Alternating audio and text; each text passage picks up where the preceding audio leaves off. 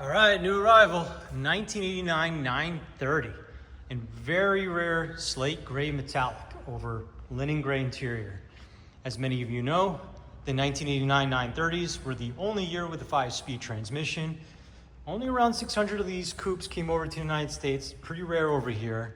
This one is contrasted with a linen gray interior, and it's been lovingly used with 69,882 miles on the clock. Of course, you get the Porsche upgrade classic radio, but really good service history, especially recently. Has a 2023 massive mechanical overhaul. So whole entire engine out, service, new clutch, everything. I mean, close to $80,000 in receipts.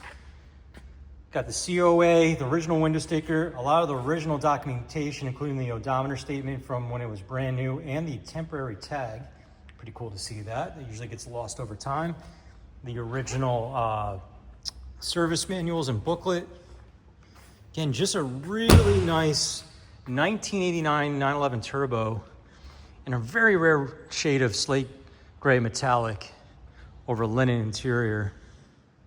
Just a gorgeous driver example, all mechanically gone through and sorted. Very nice example. Again, 1989 930, slate gray metallic over linen gray interior.